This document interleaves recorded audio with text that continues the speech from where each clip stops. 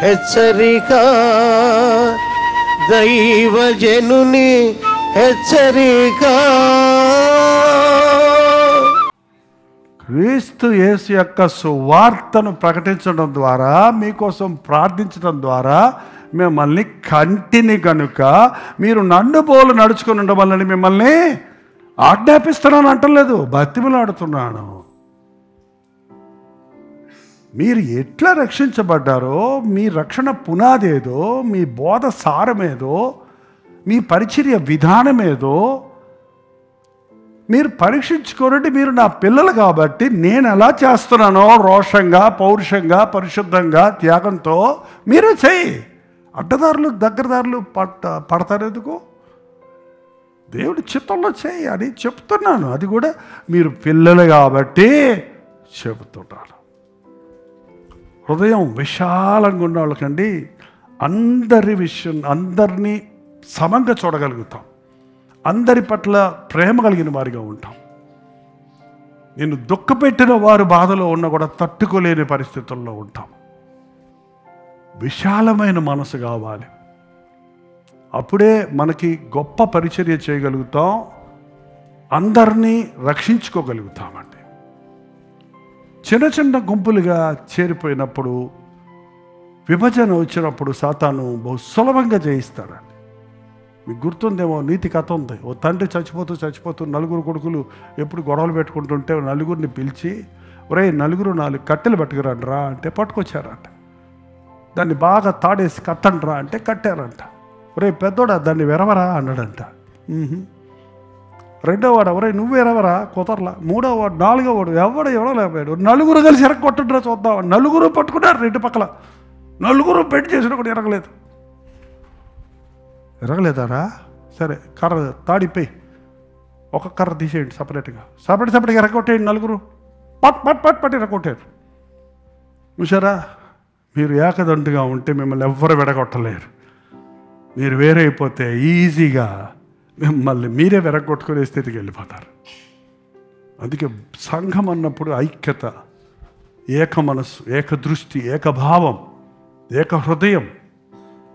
మీ హృదయంలో విశాలమైన హృదయం కలిగి ఉండండి. కల్మషాలకు చోటు ఇవ్వకండి. ఒక అసూయ తలంపు వచ్చిందంటే కల్మషం అయిపోయినట్టే నీ హృదయం. ఒక పోటీ పడే మనసు వచ్చిందంటే కల్మషం అయిపోయినట్లే. అలకలు, మూలగటాలు, సనగటాలు సంఘానికి సంబంధించిన, విశ్వాసాలకు సంబంధించినవి కావండి. ఇవి సాతాను సంబంధమైన పరికరాలు.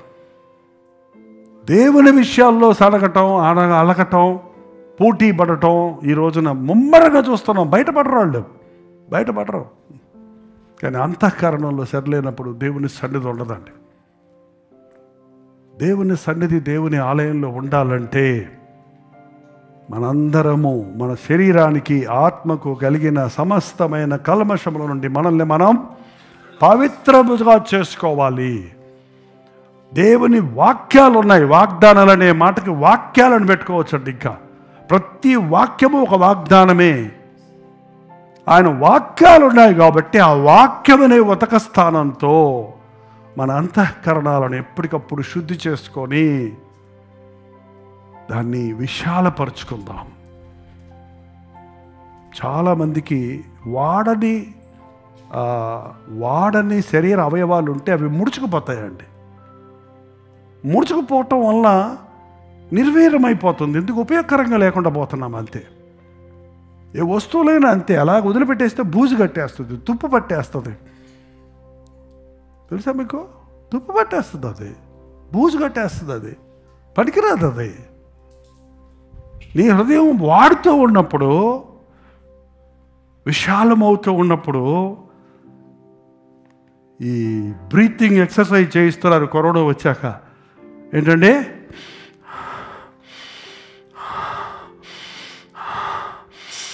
ఆయాసం వస్తుంది, అడిగా పర్వాలేదు, ఇంకోసారి 10 సార్లు అన్నప్పుడు నీ లంగ్స్ ఏమవుతున్నాయి తెలుసా? అంటే నొప్పి వస్తుందని అట్టాగా పెట్టుకున్నాను. ఇంకా ముడుచుకుపోయి ఊపిరి ఆడతలా. నీ తలాంతులు కానీ, నీ అవకాశాలు కానీ, దేవుడిచ్చిన వరాలు కానీ, దేవుడిచ్చిన తలాంతులు కానీ, దేవుడిచ్చిన అవయవాలు కానీ, దేవుడిచ్చిన డబ్బు కానీ దేవుడిచ్చిన సమయం కానీ వాడకపోతే దేవుని కొరకు తుప్పు పట్టిపోతుంది, పాడైపోద్ది, పనికి రాకుండా పోద్ది, ఎవరికి ఉపయోగం లేదు చివరికి. దేవుని కొరకు మన హృదయాలను విశాలపరుచుకుందాం. దేవుని కొరకు మనం వాగ్దానాలు పట్టుకొని ఎప్పటికప్పుడు ఏ మూల ఏ చేదైన వేరు, ఎవడైనా చేదైన వేరు ఏదైనా మొలచి మిమ్మల్ని భ్రష్టులు చేస్తేమో జాగ్రత్తగా చూసుకోండి. వేరు చిన్న వేరు స్టార్ట్ అయినప్పుడే పీక్ అయిపోయావు అంటే అది మొత్తం పాయిజనస్ అయిపోతుంది. ఒక ఆలోచన నీ హృదయంలో పుట్టినప్పుడు వెంటనే దాని నుంచి విడుదల పొందాలి, సరి చేసుకోవాలి, దాన్ని విడిచిపెట్టాలి, కడుక్కోవాలి, ఒప్పుకోవాలి. అదే బైబిల్ చెప్తుందండి. ఈ వాగ్దానాలు మనకున్నాయి, వాక్యాలు మనకున్నాయి కనుక దేవుని వాక్యంలో స్థిరంగా ఉందాం. ప్రార్థన.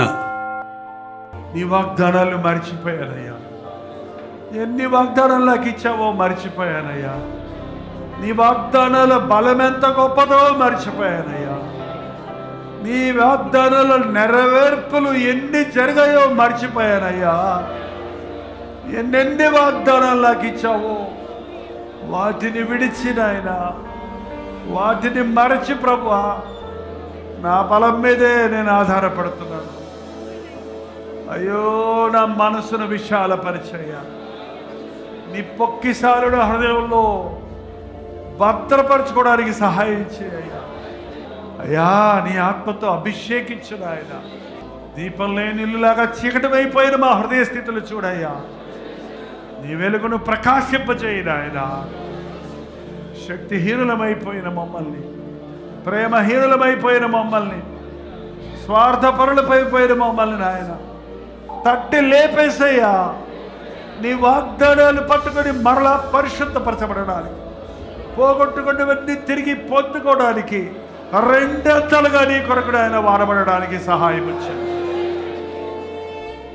ఆ హృదయాలను విశాలపరిచి శుద్ధీకరించి నీతో నీ ప్రేమతో నింపబడినట్లుగా అనేకుల కొరకు భారముతో ప్రార్థించగలిగిన విశాల హృదయాలపై ప్రార్థనాత్మను పొందినట్లుగా సహాయం వచ్చాడు. యేసు క్రీస్తు నామములో అడుగుచున్నాము తండ్రి. తండ్రి అయిన దేవుని యొక్క ప్రేమయు, కుమారుడైన క్రీస్తు యొక్క కృపయు, ఆదరణకర్త అయిన పరిశుద్ధాత్మ యొక్క సహవాసం కూడి వచ్చిన మనందరికీ ఇప్పుడును సదాకాలం తోడై ఉండును గాక. ఆమేన్.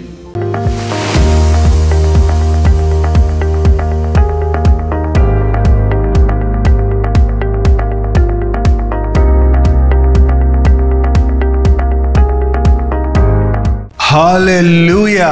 పాండిచ్చేరి పరిసర ప్రాంతాల్లో ఉన్న వారికి శుభవార్త. ప్రార్థనాపూర్వకంగా పాండిచ్చేరిలో 1 డే గెట్ టుగెదర్ను ప్రభుత్వమైతే జనవరి 26వ తారీఖు ఏర్పాటు చేస్తున్నాం. మధ్యాహ్నం 2 గంటల నుంచి 5 గంటల వరకు, అలాగే 6 గంటల నుంచి 10 గంటల వరకు 2 సెషన్స్గా పాండిచ్చేరిలో తెలుగు వారి కొరకు, తమిళ వారి కొరకు, మరి ఇతర భాషల వారి కొరకు ఈ ప్రత్యేకమైన 1 డే గెట్ టుగెదర్ ఏర్పాటు చేస్తున్నాం. మొదటిసారిగా పాండిచ్చేరి వస్తున్నాం. మిమ్మల్ని అందరినీ చూడాలని రండి, పాల్గొనండి. మీ స్నేహితులకు, బంధువులకి అందరికీ గుర్తు చేయండి. జ్ఞాపకం ఉంచుకోండి. చిరునామా గమనించండి. Padmini Mahal opposite to Balaji theatre, Ilango Nagar, Kamaraj Salai, Pondicherry. ఈ విషయమై మీకు ఇంకా వివరాలు కావాలంటే కింద ఇవ్వబడినటువంటి నెంబర్కి వాట్సాప్ పెట్టండి, లేదా 8939393939 నెంబర్కి మీరు కాల్ చేయండి. మీకు అడ్రస్ లింకులు పంపించబడతాయి. రండి, మీ స్నేహితులకి, బంధువులకి అందరికీ తెలియజేయండి. దేవుడు తన గొప్ప కార్యాలు జరిగించినట్లుగా అనేకుల కొరకు ప్రార్థించడానికి, దేవుడిచ్చిన సందేశాన్ని అందించడానికి, ముఖాముఖిగా మిమ్మల్ని చూచి మీ అవసరతల కొరకు దేవుని సొంతలో విజ్ఞాపన చేయడానికి చెన్నై నుండి పాండిచ్చేరి వస్తున్నాం. రండి, పాల్గొనండి, దీవించబడండి.